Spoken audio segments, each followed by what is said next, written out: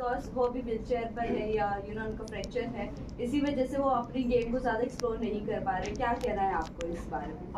मेरा कहना ये है, दीपक जी बहुत ज़्यादा एक्सपीरियंस्ड है, उनको चीज़ें बहुत ज़्यादा पता है हम लोगों से ज़्यादा, ठीक है। पर जो उनकी मेडिकल कंडीशन है उसकी वजह से वो उस गेम में अपना जो उनको देना चाहिए वो नहीं दे पा रहे हैं। वो मेडिकल कंडीशन की वजह से बेड पे रहते हैं, उनको बेड से उठा के मेडिकल रूम तक ले जाने के लिए भी 2 लोगों की जरूरत पड़ती है। तो मुझे ऐसा लग रहा है कि उनको इस वक्त ना बुला के शायद नेक्स्ट सीजन में अगर बुलाते तो वो शायद बहुत ज्यादा अच्छे से खेलते और शायद विनर भी हो सकते थे।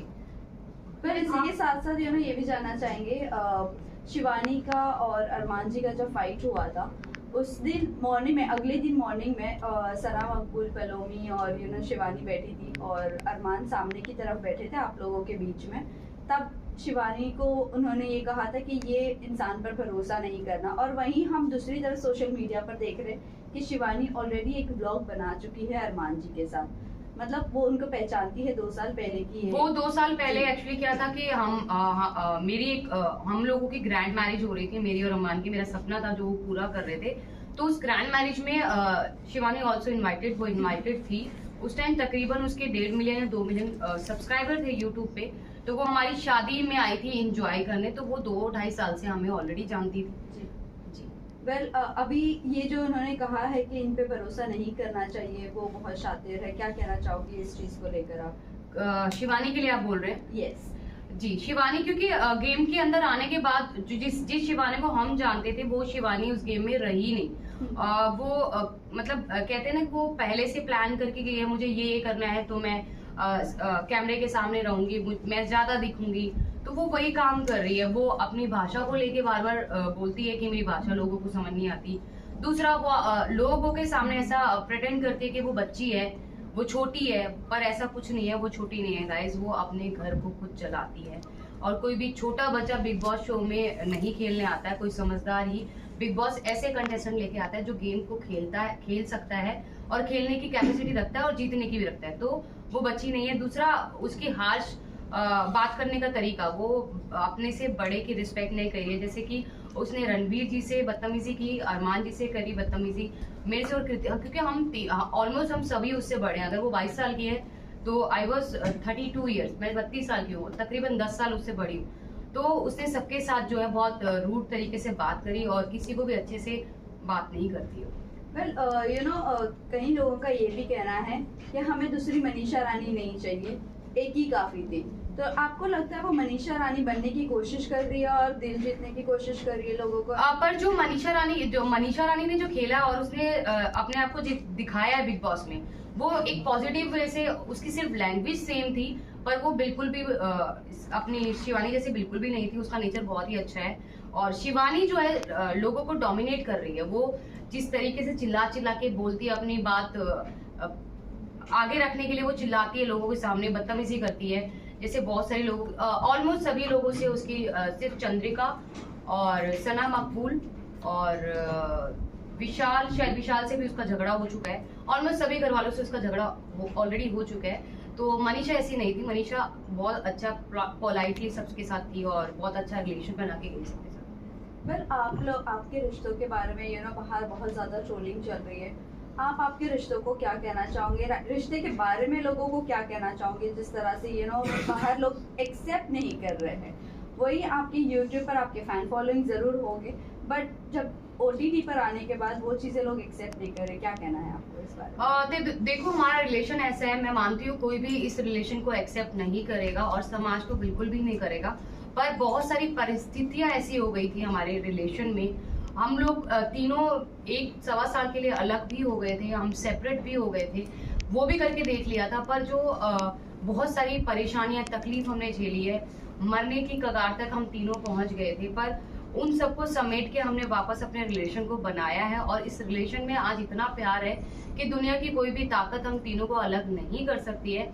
पर इसी के साथ साथ हम समाज को ये मैसेज देते हैं कि हम लोग 2 शादियों को सपोर्ट कभी नहीं करते हैं, ना ही जिंदगी में कभी करेंगे। ये गलती अरमान जी से हुई है, वो ये चीज मानते हैं, उनसे ये गलती हुई है। और बहुत सारे लोग बोलते हैं कि हम पॉलीगमी को सपोर्ट करें 2 शादियों को। नहीं जी नहीं, हम बिल्कुल भी नहीं कर रहे हैं। हम अपने हर व्लॉग, हर न्यूज़ चैनल पे जब हम अपना इंटरव्यू देते हैं तो हर जगह बोलते हैं कि प्लीज़ हमसे ये गलती होगी, आप लोग ना करें, क्योंकि हमारे जैसा अंडरस्टैंडिंग, हमारे जैसा प्यार एक औरत और दूसरी औरत के बीच में नहीं हो सकता। पायल, अभी जिस तरह से आपने कहा कि बहुत ज़्यादा चीज़ें हुई आपकी लाइफ में, बहुत स्ट्रगल्स भी हुए हैं।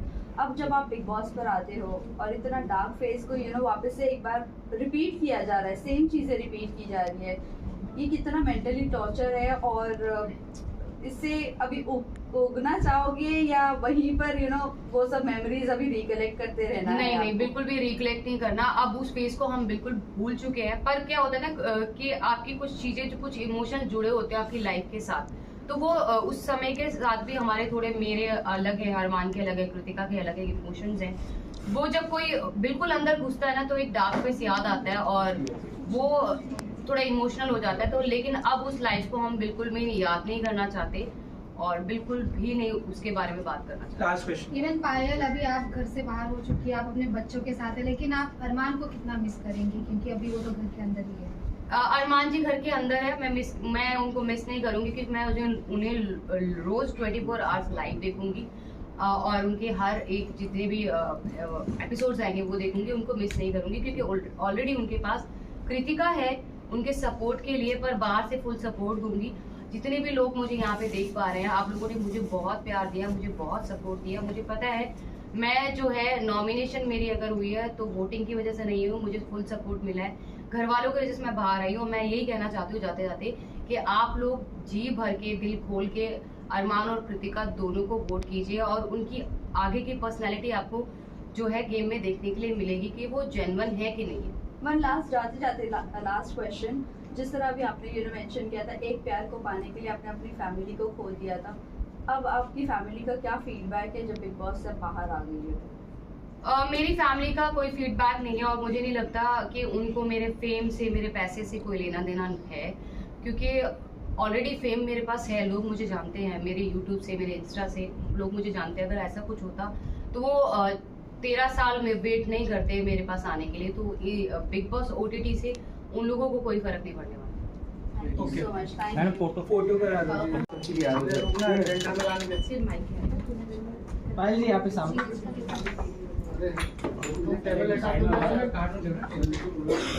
मैम थोड़ा यहाँ पे देखिए, एक से इधर इधर इधर मैम लोग क्या? पायल नो दिस साइड। लोग क्या? हाल जी आवे, हल्का सा और थोड़ा। हाल जी आवे। एक डन हाँ जी, आप थैंक यू। पायल, बाय माँ। इधर आपकी इधर आपकी इधर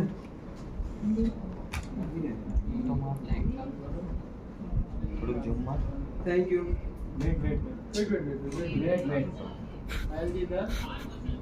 राइट में हाल जी आवे, हाल जी ओके थैंक यू। पाल जी थैंक यू। Thank you.